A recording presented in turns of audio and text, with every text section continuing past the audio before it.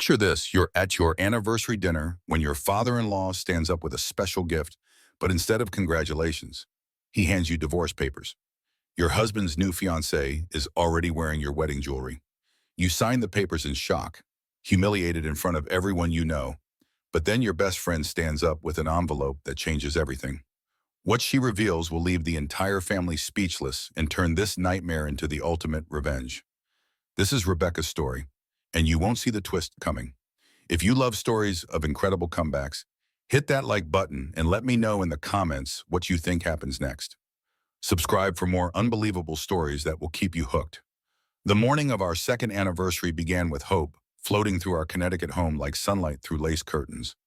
I woke before dawn, my heart racing with excitement that made sleep impossible. 2 years. Jake and I had reached our second milestone, Chupon, and tonight we would celebrate with everyone who mattered most. I slipped from bed carefully, not wanting to wake my husband, and padded barefoot to our kitchen. The house felt different in these pre-dawn hours, filled with possibility and anticipation.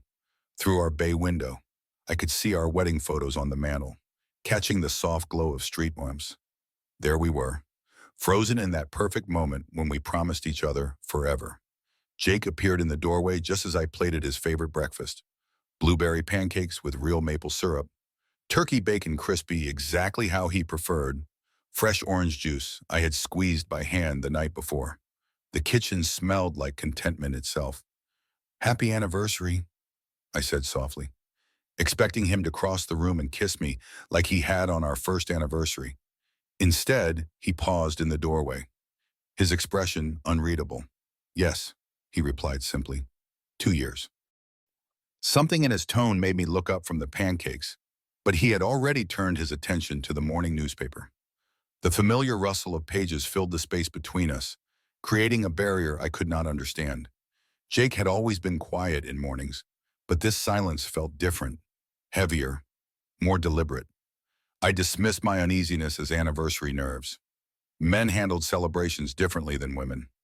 I reasoned, where I felt excitement bubbling up like champagne, he probably felt the weight of expectation.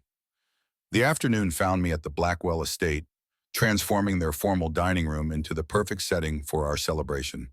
My mother-in-law, Victoria, directed my efforts with her usual mixture of criticism disguised as helpful suggestions, but there was something different about her energy today. She practically vibrated with excitement as we arranged flowers and polished silverware. "You seem particularly happy today," I observed, carefully placing those roses in the crystal vase that had been her wedding gift to us. "Oh, Rebecca," Victoria replied, and her smile was broader than I had ever seen it. "Tonight is going to be such a special evening, such a relief. Really, we have been anticipating this moment for quite some time." My father-in-law Richard nodded from his leather armchair, where he observed our preparations with the satisfaction of a general surveying his troops before battle. 2 years provides adequate time for evaluation," he said, his voice carrying that authoritative tone he used when making pronouncements about family matters. "Tonight we celebrate making necessary decisions." Their words felt warm and inclusive, as if they were finally welcoming me fully into their family circle. I had worked desperately for this acceptance, enduring countless family dinners where subtle criticisms were delivered with surgical precision. Every holiday gathering where I smiled through pointed questions about grandchildren. Every social event where I felt like I was auditioning for a role I believed I had already earned through marriage. The dining room transformed under our combined efforts, becoming a showcase worthy of the celebration I imagined we were creating. Fresh flowers filled every surface with the scent of roses and baby's breath. Crystal glasses caught the afternoon light and sent tiny rainbows dancing across the pristine white tablecloth. As I stepped back to admire our work, I felt that familiar surge of pride that came with successful entertaining. Tonight would be perfect. Tonight would finally prove my worth to the Blackwell family. Tonight would mark the beginning of my true acceptance into their world.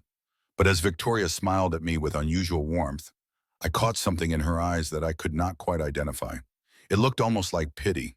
The signs had been accumulating for weeks, like hairline cracks in a foundation that I had chosen to ignore rather than examine. 3 weeks earlier, I had discovered the first piece of evidence while organizing our paperwork for tax season, buried beneath insurance documents and utility bills. I found a cell phone statement that did not belong to our family plan. My hands shook as I studied the itemized charges, hundreds of text messages and phone calls to a number I had never seen before. The dates and times told a story that made my stomach clench with growing dread. Late-night conversations when Jake claimed to be sleeping beside me, afternoon calls during work hours when he supposedly could not be reached, weekend texts exchanged while he sat in our living room claiming to check work emails. The frequency had increased dramatically over the past 3 months. When Jake came home that evening, I was waiting in our kitchen with the phone bills spread across the counter like evidence in a criminal trial. "Can you explain this to me?" I asked, my voice steadier than I felt. Jake's face went through rapid transformations: confusion, recognition, guilt, and finally defensive anger. "You went through my personal papers. They were mixed in with our joint tax documents," I replied. "I was not snooping, I was organizing." "That is work-related," he said, but his voice lacked conviction. "My boss requires a separate line for certain projects, confidentiality issues. Your boss requires you to text at midnight." Jake's jaw tightened. "You are being paranoid, Rebecca. This kind of suspicious behavior is exactly why our marriage has problems." The accusation hit me like a physical blow. Our marriage had problems. This was news to me, though apparently not to him. "What problems? Jake, I do not understand what is happening here." "Everything has to be about you, does not it?" His voice rose with frustration that seemed to have been building for months. "You question everything I do, everywhere I go, everyone I talk to. It is suffocating." He grabbed his keys from the counter and headed for the door. "I need air. I need space. I need to not be interrogated in my own home." The front door slammed with finality, leaving me alone with the phone bill and the crushing realization that my husband was keeping secrets that required professional-level deception to maintain. 2 days later, the grocery store encounter added another piece to the puzzle. I was selecting vegetables for dinner when I noticed a young woman staring at me with uncomfortable intensity. She was beautiful in that effortless way that made me immediately self-conscious about my own appearance. "You must be Rebecca," she said, approaching with obvious nervousness. "I am sorry. Do we know each other?" "I am Amber," she replied, her hands trembling slightly. "I work with Jake. He mentions you sometimes." Jake rarely discussed his colleagues with me, and he certainly had never mentioned anyone named Amber. Her nervousness seemed disproportionate to a casual grocery store encounter. She kept glancing around as if she expected someone to catch us talking. "He told me about your anniversary party," Amber continued. "It sounds like it will be lovely." This struck me as particularly odd. Jake had been reluctant to discuss our celebration, claiming he preferred private moments to public displays. Why would he share details with a coworker he had never mentioned? How thoughtful of him to talk about our marriage at work, I said carefully, studying her face for clues. Amber's smile faltered. "Oh, yeah, he does not really discuss your marriage. He talks about other things, personal things." She paused, seeming to realize she had revealed too much. "I should go. It was nice meeting you, Rebecca."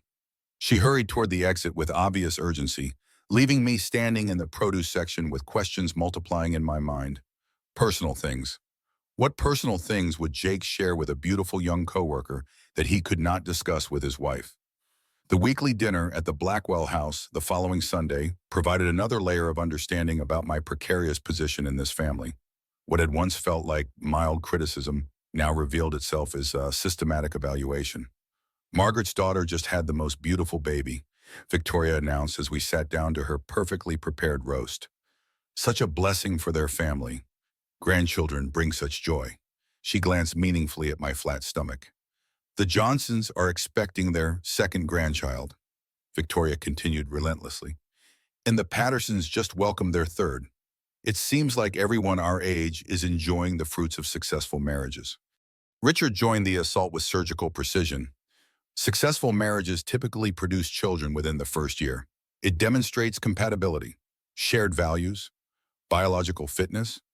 I tried to redirect the conversation to safer topics, but Victoria persisted with observations about family legacy and the importance of continuing bloodlines.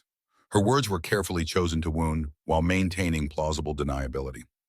Jake sat through these exchanges in complete silence, neither defending me nor redirecting the conversation away from my apparent failures. His passive participation in my humiliation was perhaps more devastating than his parents' act of cruelty.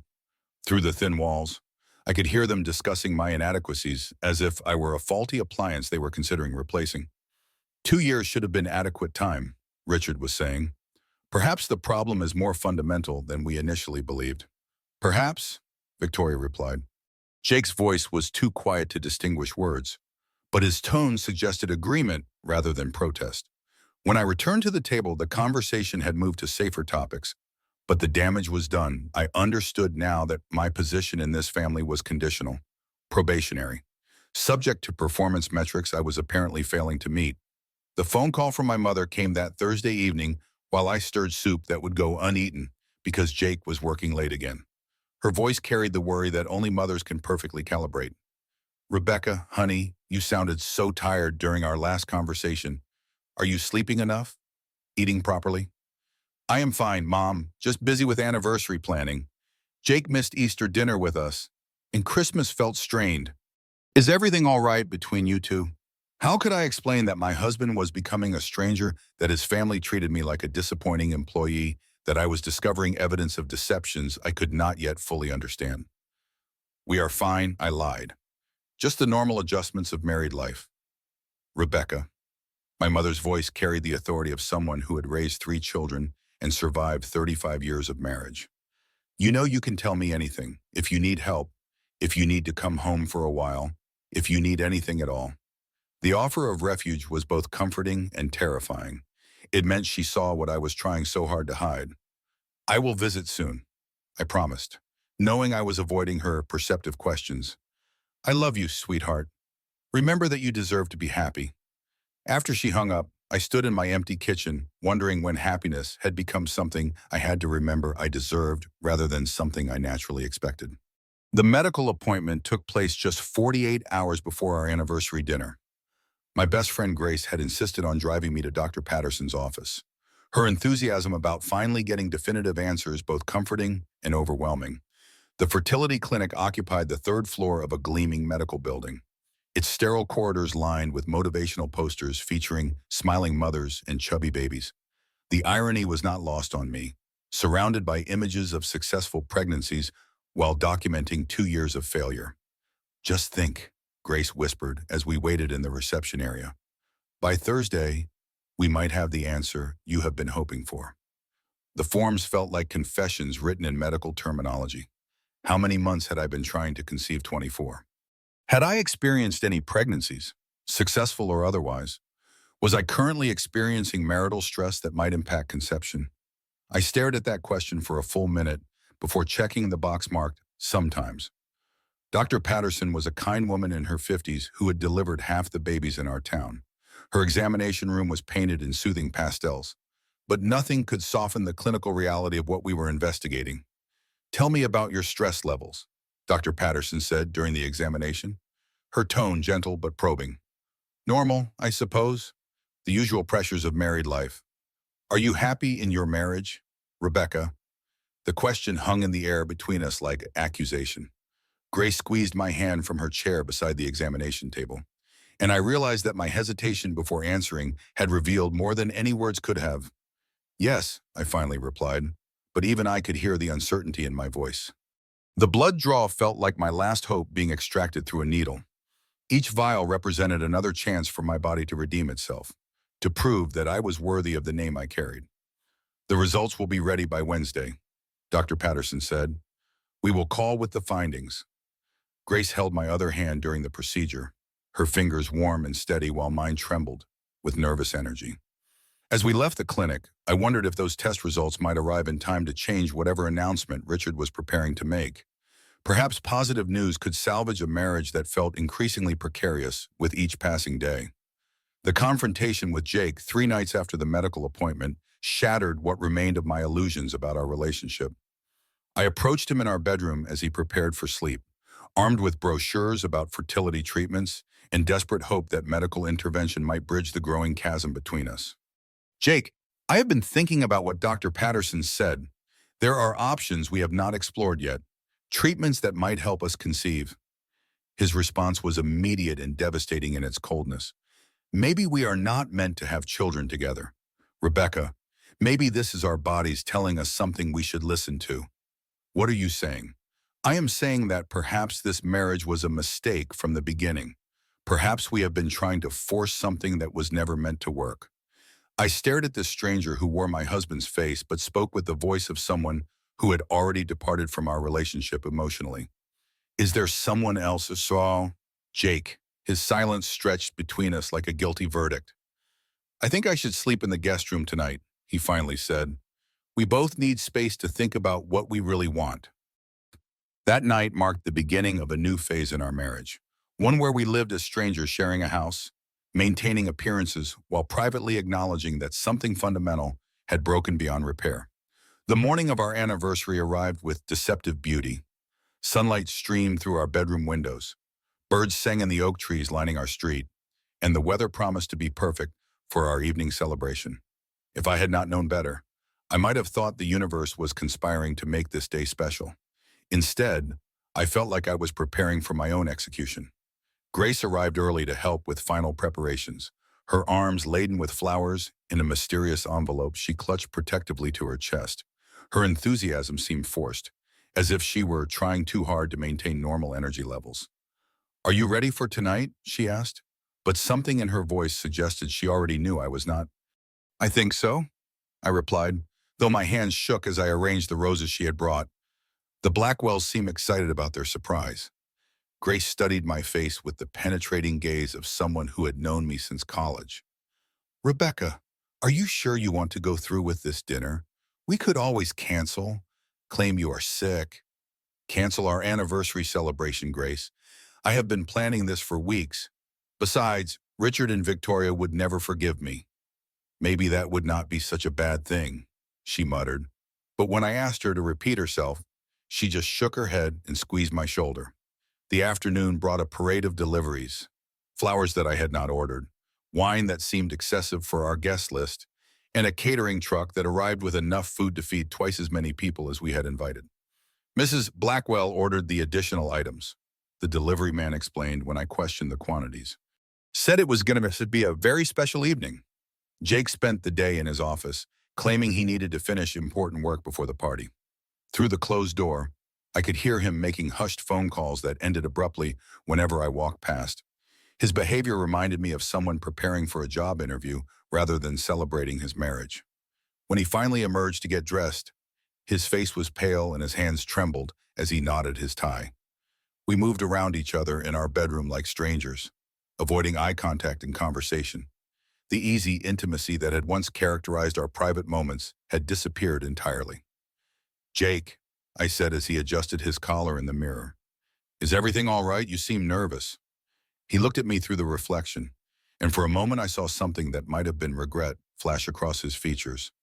I just want tonight to go well, he said finally, for everyone involved. The phrasing struck me as odd. Why would he say everyone involved rather than for us or for our marriage? But before I could question him further, he grabbed his wallet and keys and announced he was leaving early to help his parents with final preparations. I will meet you there, he said, not bothering to kiss me goodbye. As his car pulled out of our driveway, I stood at our bedroom window watching the man I had married disappear into the distance. Something told me that when I saw him again tonight, everything would be different. Grace returned as I was putting on my makeup, carrying a bottle of champagne and wearing an expression I could not quite read. Dutch courage, she announced, pouring 2 glasses of champagne despite the early hour. For whatever tonight brings. You are acting very mysterious, I observed, accepting the glass she offered. Tonight is going to be full of surprises, she replied, but her tone suggested they would not all be pleasant ones. We drove to the Blackwell estate in Grace's car, the familiar route taking us through neighborhoods where other families were probably enjoying normal weekday evenings without drama or hidden agendas. As we pulled into the circular driveway, I could see guests already arriving, their cars forming an impressive display of wealth and social status. The Blackwell house looked magnificent in the golden hour light, its colonial architecture and perfectly manicured gardens creating the impression of old money stability. Tonight, those same elements felt more like a fortress designed to keep outsiders in their proper place.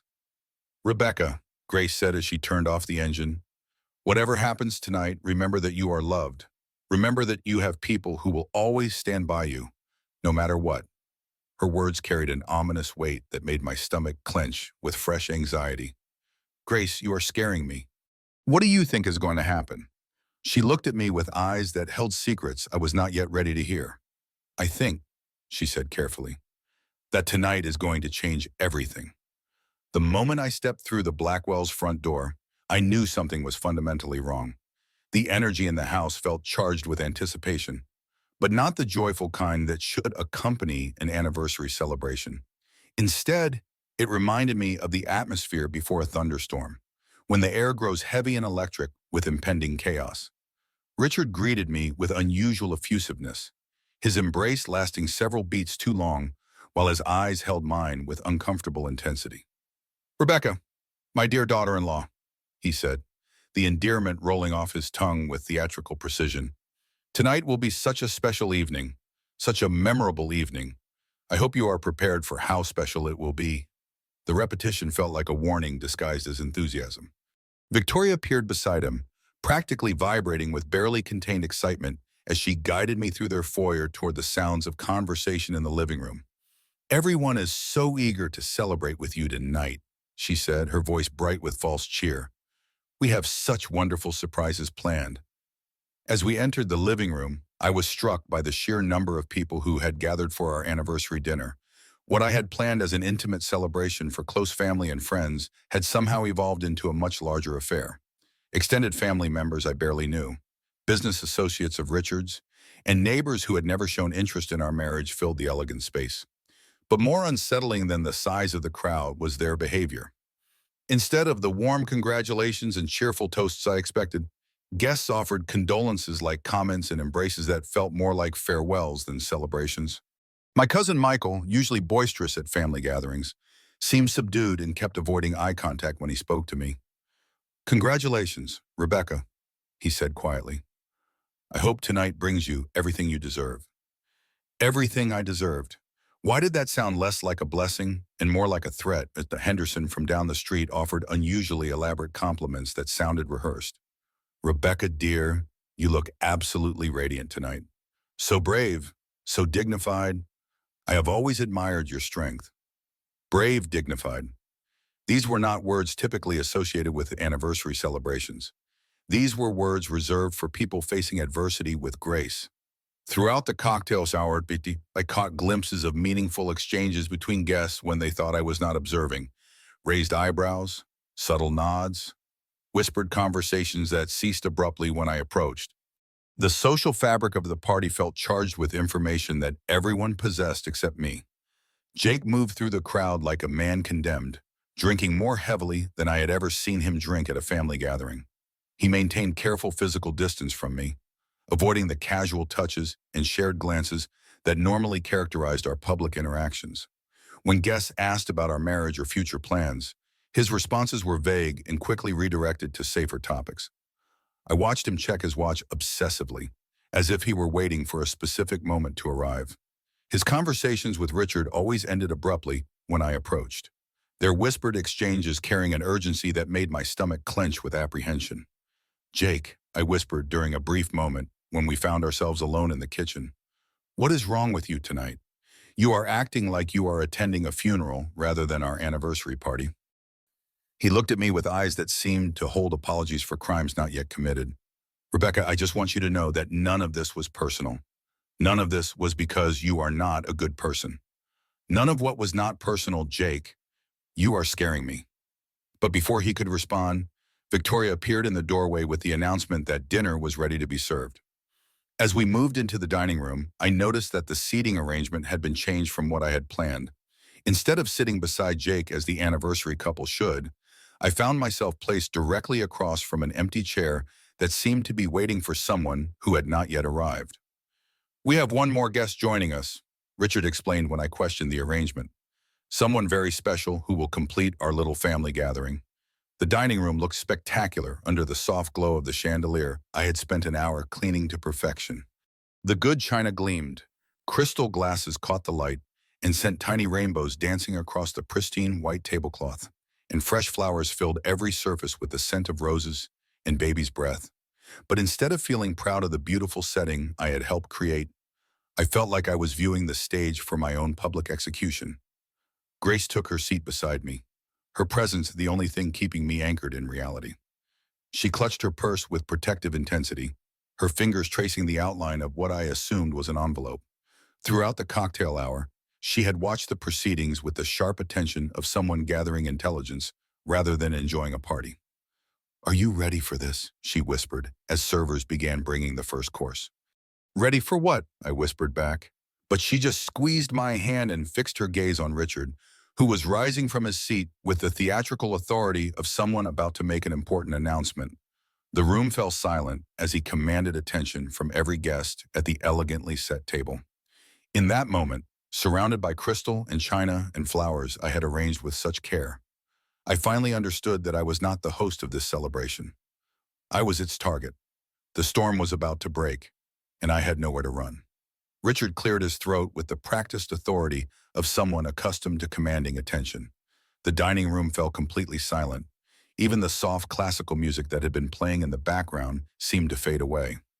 45 pairs of eyes focused on him with the intense anticipation of an audience waiting for the main performance to begin.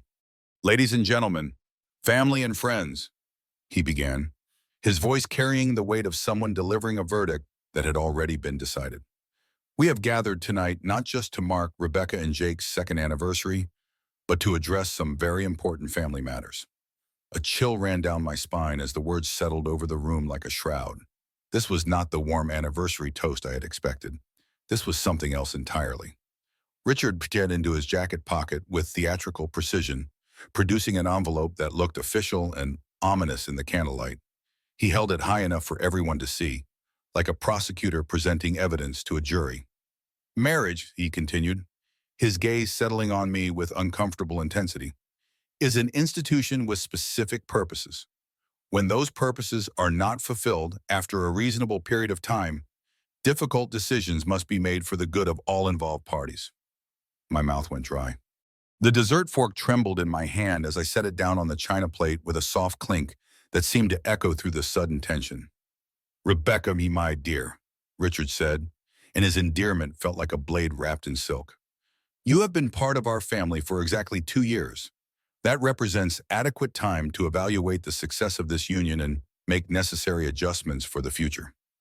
Jake stood frozen beside his father's chair, his face pale as parchment, his eyes fixed on some invisible point beyond my shoulder. He looked like a man standing before a firing squad, except he was not the one about to be executed. "Since you could not provide us with an heir," Richard continued, his voice growing stronger with each word, "here, take this anniversary gift." The envelope materialized before me, held steady by Richard's confident hand. Around the table, I could hear sharp intakes of breath from some guests, while others leaned forward with the morbid fascination of spectators at a public execution. My hands shook as I accepted the envelope. The paper felt expensive, substantial, weighted with importance that I was only beginning to understand. The return address was embossed with the logo of a law firm I did not recognize. "Open it, Rebecca," Victoria urged from across the table, her voice bright with barely contained excitement. "We are all so eager to see your reaction." The envelope seemed to grow heavier in my trembling hands. Part of me wanted to set it down unopened, to preserve for just a few more moments the illusion that my life was not about to change irrevocably. But 45 pairs of eyes were watching me, waiting for my response to whatever lay inside. I tore open the seal with fingers that felt disconnected from my body. The legal documents inside were crisp and formal, their official letterhead making everything feel suddenly, terrifyingly real. "Petition for dissolution of marriage," I read aloud, my voice barely above a whisper. The formal legal language could not disguise the brutal reality of what I was holding. Jake had met with attorneys. He had filed paperwork. He had planned my abandonment with the same methodical precision that other couples used to plan vacations. "Jake," I looked up at my husband. desperate for some sign that this was an elaborate, cruel joke, that he would step forward and explain that this was all a misunderstanding. Instead, he remained frozen beside his father, his silence speaking louder than any confession could have. "There is more, Rebecca," Victoria announced with the enthusiasm of someone unveiling the second act of an entertaining performance. "We would like you to meet someone very special." A young woman stepped forward from where she had been standing near the dining room doorway. I recognized her immediately, Amber from the grocery store, the nervous coworker who had known about our anniversary party. But tonight she was not nervous. Tonight she was dressed in a blue silk dress that complemented her complexion perfectly, her hair styled with professional precision. "Rebecca," Victoria continued with barely concealed glee, "I would like you to meet Amber, Jake's fiancée. They plan to marry as soon as the divorce is finalized." The words hit me like physical blows. Fiancé? They were already engaged while I was still legally married to him. The betrayal had layers I was only beginning to understand. I looked at Amber more carefully now, noting details that had escaped me during our grocery store encounter. She was wearing earrings that looked familiar, delicate pearl drops that I suddenly recognized as belonging to Jake's grandmother. Family heirlooms that had been promised to me were already adorning my replacement. "We wanted you to meet her properly," Richard explained with the tone of someone conducting a business transaction, "so there would be no confusion about the arrangements moving forward. Amber comes from an excellent family, and she has already proven her ability to conceive." Proven her ability to conceive. The words echoed in my mind as I stared at this young woman who was apparently superior to me in the only way that mattered to this family. "The papers just need your signature, Rebecca." Jake finally spoke, his voice strained. "I have already signed them. We can make this easy for everyone." Easy for everyone. As if there was an easy way to have your marriage dissolved in front of an audience of family and friends. As if there was an easy way to discover that your husband had been planning your replacement while you were arranging flowers for your anniversary celebration. Around the table, guests shifted in their seats with the uncomfortable energy of people witnessing something they knew was wrong but felt powerless to stop. Some avoided eye contact entirely, while others watched with the fascination of spectators at a particularly dramatic theater performance. The pen that Richard offered me felt impossibly heavy, weighted with the finality by what I was being asked to do. Through tears that made the legal documents blur before my eyes, I signed my name on the designated line. The pen scratched across the paper with finality, each letter of my signature sealing my fate and ending my marriage in the most public, humiliating way possible. The room erupted in relieved cheers and congratulations for Jake, as if my pain was the price of admission to their celebration. But the cheers died instantly when Grace stood up. Her face transformed from shock into something far more dangerous. Cold, calculated fury. "Since we are exchanging gifts," Grace announced, her voice slicing through the celebration with surgical precision, "I have one as well." The shift in the room's energy was immediate and electric. Guests who had been raising their glasses in toast to Jake and Amber now turned toward Grace with expressions ranging from curiosity to concern. Richard, still basking in the afterglow of his successful orchestration of my humiliation, looked annoyed at this unexpected interruption. "Grace, dear," Victoria began, her tone carrying the patronizing sweetness she reserved for people she considered beneath her attention. "How lovely that you want to participate, but I think we have had enough excitement for one evening." "Oh, I disagree completely," Grace replied, her smile sharp as a blade. "I think this evening is just getting started." She reached into her purse with deliberate slowness, withdrawing the envelope she had been protecting all night. But instead of handing it to me, as I had expected, she walked directly to Richard's end of the table. The symbolism was not lost on anyone in the room. She was challenging the patriarch directly, meeting power with power. "This envelope contains information that I believe will interest you greatly," Grace said, holding the document just out of Richard's reach. "Information about your daughter-in-law that might have influenced your decision-making tonight. Had you bothered to gather all the facts before proceeding with this performance?" Richard's confidence faltered for the first time again all evening. "Young lady, I do not know what game you think you are playing, but—" "No game," Grace interrupted, her voice growing stronger with each word. "Just truth," something that seems to be in short supply in this family. She placed the envelope on the table directly in front of Richard, her movements deliberate and controlled. Open it. The room held its collective breath as Richard reached for the envelope with hands that were no longer quite steady. His earlier theatrical confidence was beginning to crack, replaced by the first stirrings of uncertainty. He tore open the seal and withdrew the single sheet of paper inside. I watched his face as he read, witnessing a transformation that was both terrible and satisfying. The color drained from his cheeks as if someone had opened a valve and let all the blood run out of his body. His triumphant smile dissolved like sugar in rain, replaced by an expression of dawning horror. "What does it say?" Victoria demanded, her voice sharp with anxiety as she watched her husband's face crumble. Richard's hands began to tremble, the paper rustling like autumn leaves in a windstorm. His eyes darted between the medical report and my tear-streaked face, his mind clearly struggling to process the magnitude of what he had just done.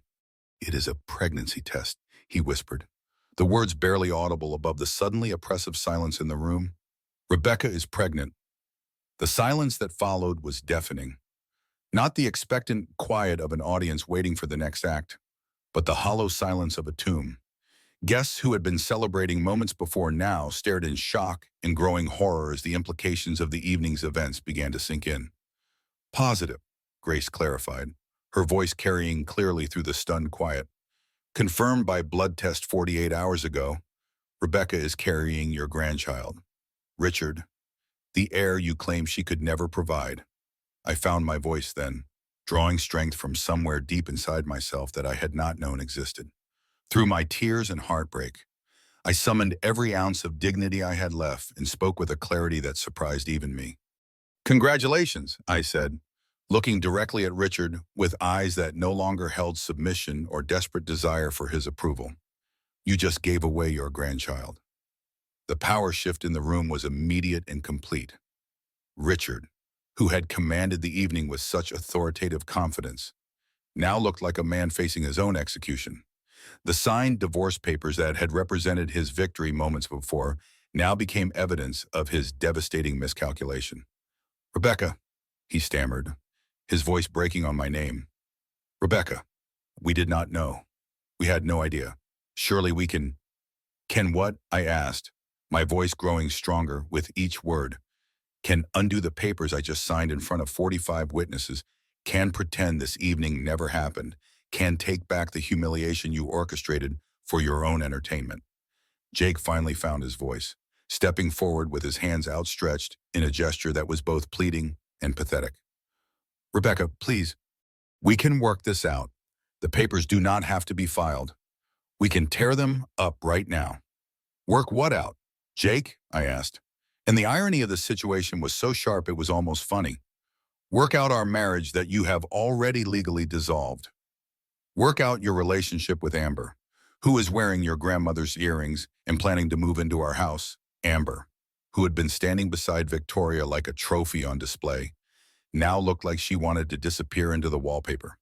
The triumph she had worn so confidently moments before had evaporated, replaced by the uncomfortable realization that she had participated in the destruction of a pregnant woman's marriage. "This is all a misunderstanding," Victoria interjected, her voice rising with desperate pitch. "An unfortunate timing issue. We can make this right. We can—" "You can what?" Grace interrupted, her fury now fully unleashed. "You can undo the legal documents. You can erase the public humiliation. You can magically transform this celebration back into what Rebecca thought it was." Richard was now openly begging, his earlier arrogance completely evaporated. "Rebecca, please, you must understand. We thought we were doing what was best for everyone. We thought—" "You thought wrong," I said simply. "You thought you could dispose of me like defective merchandise and replace me with the newer model. You thought you could orchestrate my humiliation for your entertainment. You thought you could destroy my life without consequences." The legal reality of the signed documents was sinking in around the room. Even if I wanted to forgive this betrayal, even if I wanted to attempt reconciliation, the divorce papers created a legal barrier that could not be simply wished away. "The papers are signed," I continued, my voice steady despite the tears still streaming down my face. "The marriage is over. And your grandchild will never know the family that threw him away before he was even born. The celebration that had begun with such cruel joy was now awake, mourning the death of relationships and possibilities that could never be resurrected. But I was done being the object of their scrutiny, done being the victim of their entertainment. Grace appeared at my side as if summoned by some invisible signal, her arms sliding through mine with protective determination. "Come on," she whispered, her voice gentle but firm. "We are leaving." "Rebecca, please," Jake called out as I pushed back my chair, the legs scraping against the hardwood floor with a sound that seemed to echo through the sudden chaos. "We can fix this. We can make this right." I turned to look at him one last time, this man who had shared my bed and my dreams and my morning coffee ritual. His face was pale with panic, his hands reaching toward me in a gesture that was 2 years too late. "Fix what?" "Jake," I asked, my voice steady despite the tears that continued to flow. "Fix the legal documents I signed in front of everyone. We know. Fix the humiliation you orchestrated. Fix the fact that you replaced me before you even divorced me." He had no answer for that. None of them did. Richard stumbled to his feet, his chair toppling backward in his haste. "Rebecca, you have to understand. We made a mistake, a terrible mistake. But we can correct this. The papers do not have to be filed. We can tear them up right now." "And then what?" I asked, my voice growing stronger with each word. "Pretend this evening never happened. Pretend you did not just publicly humiliate me for the entertainment of our family and friends. Pretend Amber is not standing there wearing your mother's jewelry and planning to move into my house." Victoria stepped forward, her face flushed with desperation. "Rebecca, dear, you must be reasonable. Families have misunderstandings. This can all be worked out. Think about the baby. Think about what is best for your child." The audacity of her words stopped me cold. "What is best for my child," I repeated slowly, "is to never know the family that threw him away before he was even born." With Grace's steady presence beside me, I walked toward the dining room exit, leaving behind the crystal and china and carefully arranged flowers that had once represented my hopes for acceptance and belonging. My steps were measured and deliberate, each one carrying me further away from the life I had thought I wanted. "Rebecca," Richard's voice cracked as he called after me. "You cannot do this. You cannot take our grandchild away from us." I paused at the threshold, turning back one final time to address the people who had just destroyed my world with such calculated precision. "I am not taking your grandchild away from you," I said clearly. "You gave him away when you handed me those divorce papers." The arguing voices and desperate pleading followed us through the front hallway, but they grew fainter with each step we took toward the door. Guests who had come expecting to celebrate an anniversary now found themselves witnesses to the complete implosion of a family, and I could hear their uncomfortable murmurs mixing with the increasingly frantic protests from Jake and his parents. The cool night air hit my face like a blessing as Grace and I stepped onto the front porch. After the suffocating atmosphere of betrayal and cruelty inside the Blackwell house, the October evening felt clean and purifying. I breathed deeply, filling my lungs with air that did not carry the weight of disappointment and judgment. "Do not look back," Grace whispered as she guided me toward her car parked at the curb. "Do not give them the satisfaction of seeing you hesitate." I kept my eyes fixed forward, focused on the red taillights of cars lining the street, on the porch lights of neighboring houses where other families were probably enjoying normal Tuesday evenings without drama or betrayal or public humiliation. With each step away from that house, I felt something lifting from my shoulders, a weight I had carried for so long and I had forgotten what it felt like to walk without it. Behind us, the front door opened and Jake's voice carried across the yard. "Rebecca, please do not do this." But I was already climbing into Grace's passenger seat, already closing the door on that chapter of my life with a firm click that felt more final than any divorce papers could. Grace started the engine and pulled away from the curb with careful precision, her driving unusually slow and deliberate. In the safety of her car, surrounded by the familiar scent of her vanilla perfume and the soft jazz music playing on her radio, I finally allowed myself to completely fall apart. The sobs came from somewhere deep inside me, the kind of crying that involves your entire body and leaves you gasping for breath between waves of grief. 2 years of marriage, someone, 2 years of trying to earn approval that was never going to come. 2 years of believing I was building something permanent with someone who was secretly planning my replacement. Let it out, Grace said softly, reaching across to squeeze my hand while keeping her eyes on the road. Let it all out. You have been holding this in for months. She was right, Oimifru.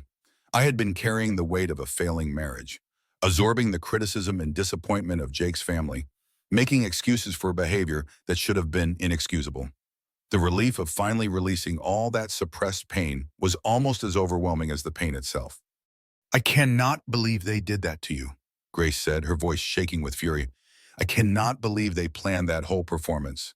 It was cruel beyond anything I could have imagined. Through my tears, I managed to speak. You saved me, Grace. If you had not been there with those test results, if you had not stood up to them, you would have found another way, she replied firmly. You are stronger than they ever gave you credit for, stronger than you gave yourself credit for.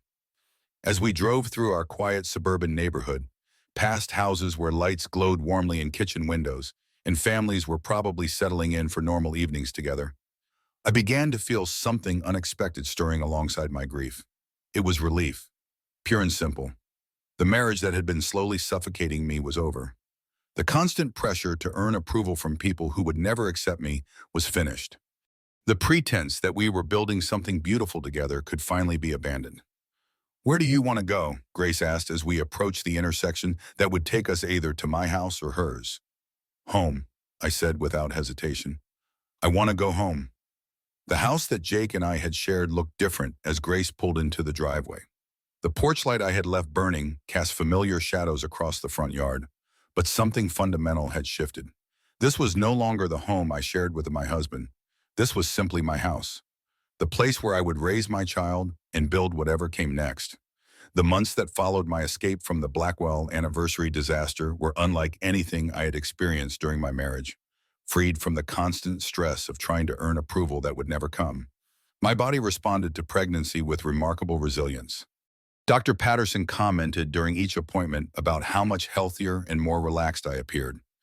Whatever changes you have made in your Siam, she said during my 5-month checkup, they are working beautifully. Your blood pressure is perfect.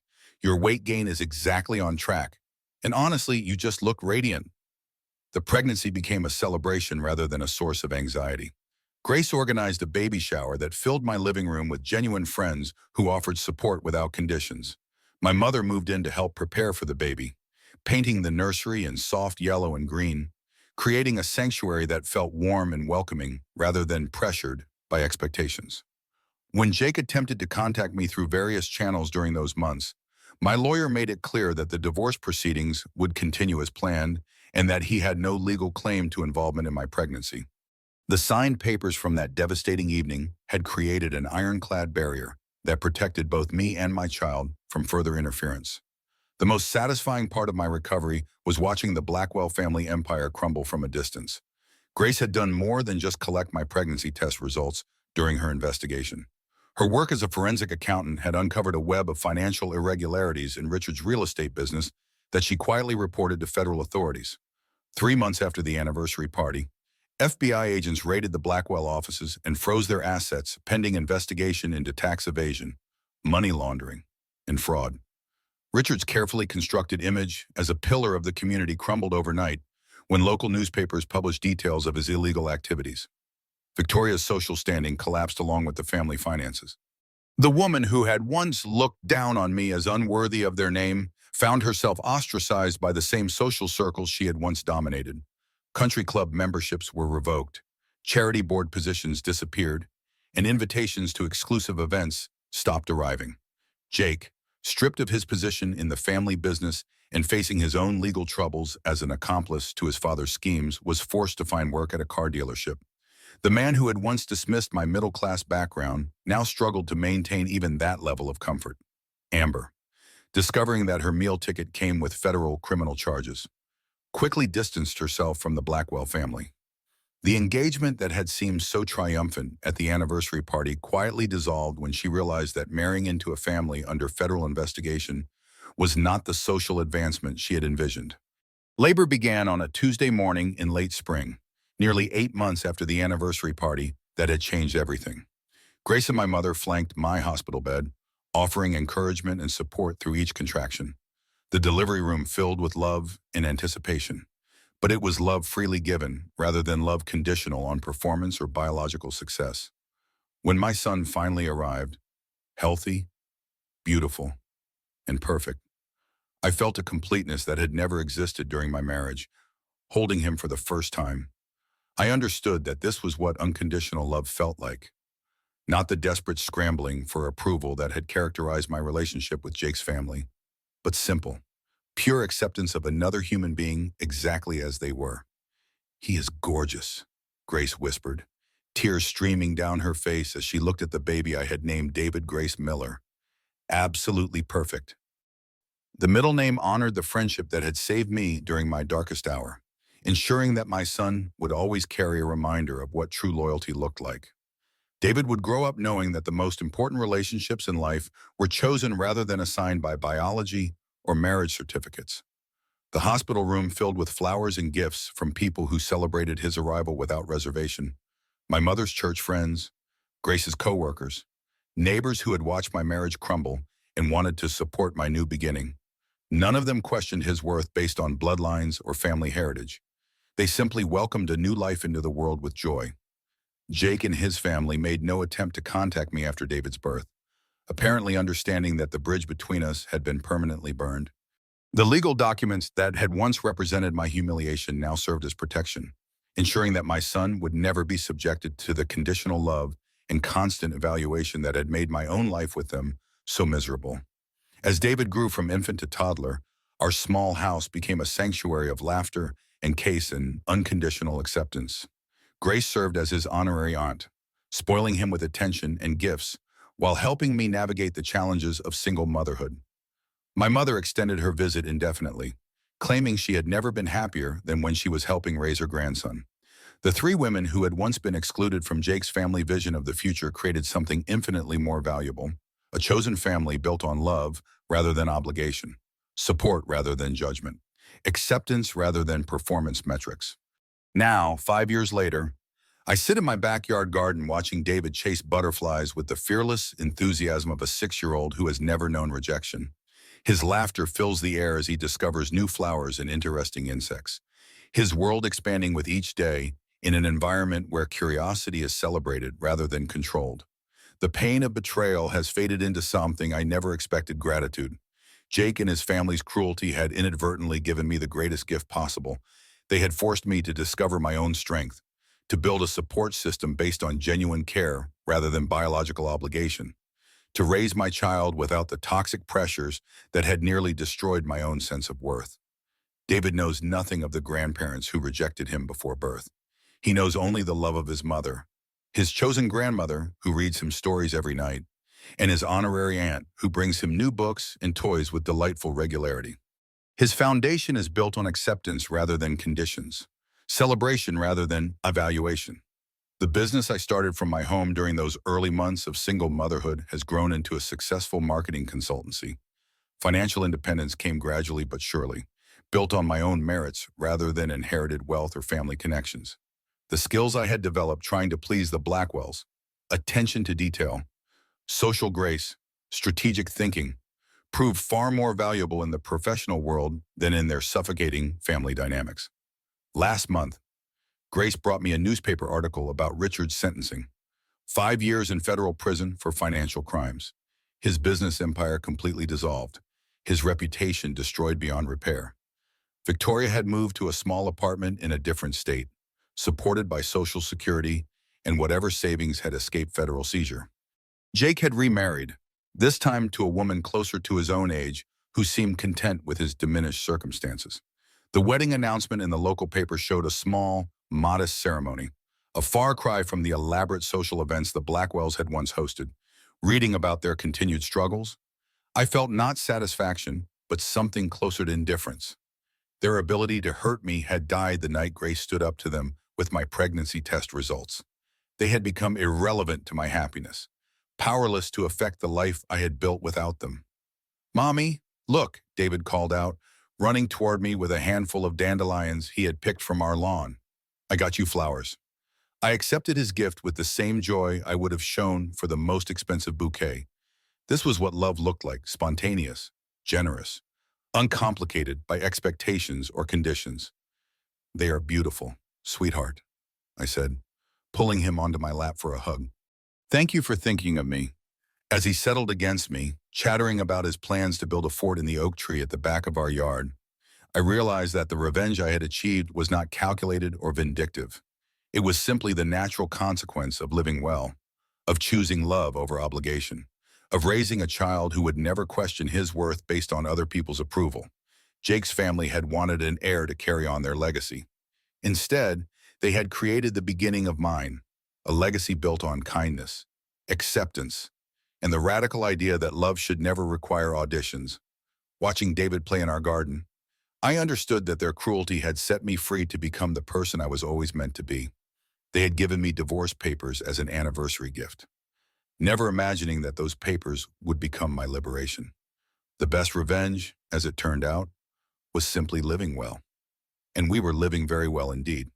Sometimes, in quiet moments like these, I think about that terrifying night when my world collapsed in front of 45 witnesses. At the time, it felt like the end of everything I had worked for and dreamed of. Now I see it as the beginning of everything I actually needed. Grace was right that night when she whispered that I was stronger than anyone gave me credit for. I just needed to discover that strength for myself. The Blackwells did me a favor by showing me exactly who they were before I wasted any more years trying to earn their acceptance. David will grow up knowing his worth is not dependent on anyone else's approval. He will understand that family is something you build with people who choose to love you, not something you are born into and must earn through performance. That is the legacy I am leaving him, the knowledge that he is enough, exactly as he is, and that anyone who thinks otherwise is not worthy of his time or energy. The sun is setting over our garden now, painting the sky in shades of pink and gold. David has abandoned his butterfly hunt in favor of helping me water the vegetables we planted last spring. Our small patch of earth is thriving under our care, producing tomatoes and peppers and herbs that will fill our kitchen with the sense of abundance. This is what happiness looks like, I think. Watching my son carefully direct the garden hose toward a row of carrots. Not the performance of happiness that I once maintained for the Blackwells, but the real thing, quiet, steady, earned through hard choices and brave moments, and the willingness to walk away from people who mistake cruelty for strength. The divorce papers that once represented my humiliation now hang framed in my home office, a reminder of the night that changed everything. Not as a monument to pain, but as proof that sometimes the worst thing that can happen to you turns out to be exactly what you needed all along. David looks up at me from his watering duties, his face bright with the satisfaction of a job well done. Is this enough water, Mommy? Perfect. I tell him then, and I mean it. Everything about this moment, this life, this choice to love without conditions, it is all absolutely perfect.